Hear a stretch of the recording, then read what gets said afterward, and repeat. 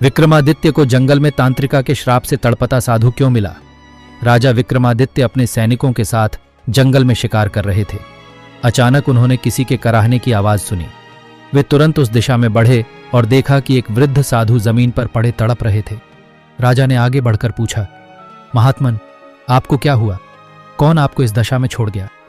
साधु ने कमजोर आवाज में कहा, राजन, मैं कई वर्षों से इस जंगल में तपस्या कर रहा था, पर कुछ दिन पहले एक राक्षसी तांत्रिका ने मुझ पर हमला किया। उसने मुझ पर श्राप डाल दिया कि मैं तब तक पीड़ा सहूंगा जब तक कोई पराक्रमी राजा उसे परास्त न कर दे।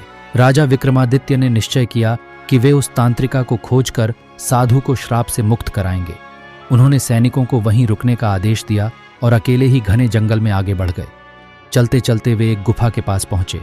गुफा से अजीब सी रोशनी निकल रही थी और वहां हवा में तंत्र मंत्र गूंज रहे थे। राजा ने तलवार निकाल ली और सावधानी से अंदर गए। गुफा के अंदर एक भयावह तांत्रिका अग्निकुंड के सामने बैठी थी। उसकी आंखें लाल थीं और उसके चारों ओर विचित्र आकृतियां नाच रही थीं। राजा को देखते ही वह अट्टहास करने लगी और बोली, हे राजन, तुम्हारी हिम्मत कैसे हुई यहाँ आने की? अब तुम्हारा भी वही हाल होगा जो उस साधु का हुआ।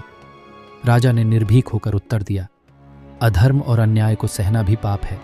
मैं तुम्हारे काले जादू का अंत करने आया हूँ।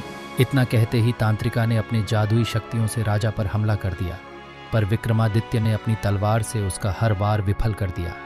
एक भयंकर युद्ध हुआ जिसमें तांत्रिका कई बार अदृश्य हुई, पर राजा की चतुराई और पराक्रम के आगे वह टिक नहीं पाई।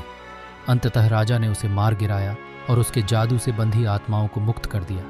जब राजा गुफा से बाहर आए तो साधु के चेहरे पर तेज आ गया।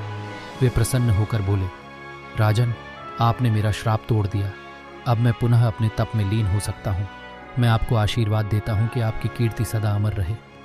राजा ने साधु को प्रणाम किया और महल की ओर लौट गए। नगरवासियों ने उनकी वीरता की जय जयकार की और इस प्रकार राजा विक्रमादित्य ने एक बार फिर धर्म और न्याय की रक्षा की।